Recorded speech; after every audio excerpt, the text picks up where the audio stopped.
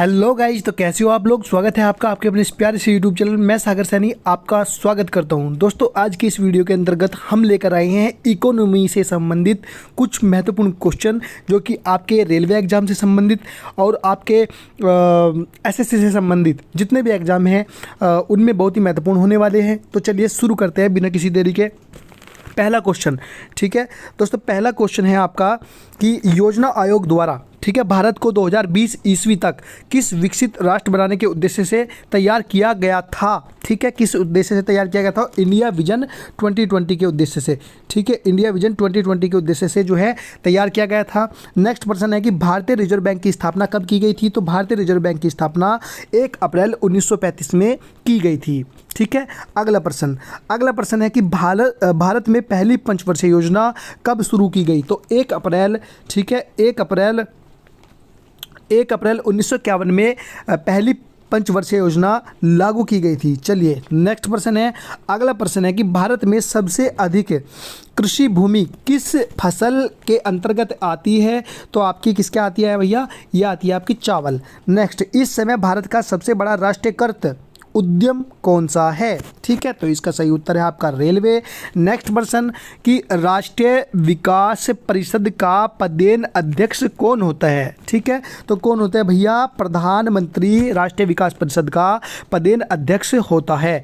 अगला प्रश्न है कि भारत निर्माण योजना का संबंध किससे है? तो अवस्थापन विकास से। ठीक है, अगला प्रश्न, नेक्स्ट प्रश्न है कि भैया किस राज्य में सर्वाधिक अनुसूचित जातियां निवास करती है? ठीक है, तो किसमें?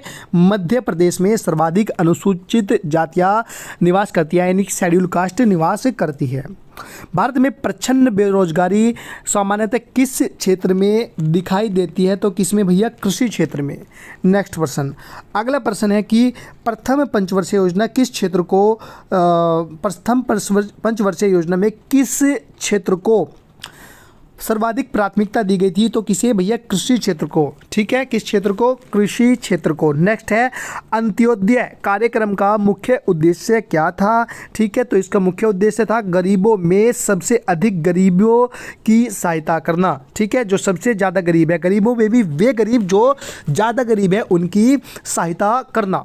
नेक्स्ट प्रश्न, अगला प्रश्न है भैया कि बुल और बियर, ठीक है, बुल और बियर शब्द किससे संबंधित है? तो किससे है? शेयर बाजार से संबंधित है। नेक्स्ट प्रश्न, ठीक है, अगला प्रश्न है भारतीय अर्थव्यवस्था के उदारीकरण का अग्रदूत किसे माना जाता है? तो डॉक्टर मनमोहन सिंह को। ठीक है, पूर्व प्रधानमंत्री डॉक्टर मनमोहन सिंह को भारतीय अर्थव्यवस्था के उदारीकरण का अग्रदूत माना जाता है। नेक्स्ट है कि द्वितीय पंचवर्षीय योजना के में किस क्षेत्र के विकास पर सर्वाधिक बल दिया गया था? तो औद्योगिक क्षेत्र के विकास पर सर्वाधिक बल दिया गया था। नेक्स्ट प्रश्न है कि भारत के ग्रामीण क्षेत्रों में पाई जाने वाली बेरोजगारी का मुख्य स्वरूप क्या है? तो क्या है भैया? प्रच्छन्न। नेक्स्ट प्रश्न, अगला प्रश्न है कि अर्थव्यवस्था में मुद्रा के मूल्य और कीमत के स्तर के बीच का क्या संबंध होता है? ठीक है, तो कैसा होता है भैया? प्रतिलोम का संबंध होता है।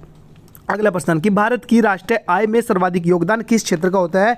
तो विनिर्माण क्षेत्र का सर्वाधिक योगदान होता है। नेक्स्ट है कि भारत अंडा के उत्पादन में, ठीक है, विश्व में कौन सा स्थान रखता है? तो तीसरा स्थान रखता है।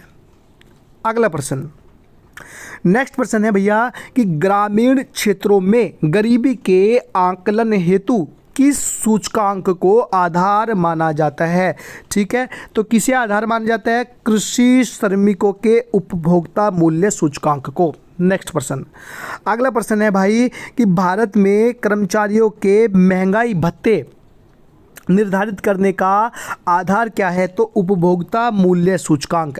अगला प्रश्न, बजट घाटा का क्या अर्थ होता है? कुल प्राप्तियों एवं कुल खर्चों में अंतर। नेक्स्ट प्रश्न, अगला प्रश्न है कि भुगतान संतुलन के विपरीत होने की दिशा में कौन सा कदम स्थिति सुधारने में सहायक होता है? तो भैया क्या होता है? अवमूल्यन। ठीक है, नेक्स्ट प्रश्न आपका ये है आपका कि पंचवर्षीय योजनाओं के इतिहास में भारत का सर्वाधिक, ठीक है, भारत की सर्वाधिक असफल योजना किस योजना को माना जाता है? तो किसे माना जाता है भैया? तृतीय पंचवर्षीय योजना को। नेक्स्ट और अंतिम प्रश्न होने वाला है कि 10वीं पंचवर्षीय योजना के अंतर्गत कितने प्रतिशत वार्षिक विकास दर का लक्ष्य निर्धारित किया गया था?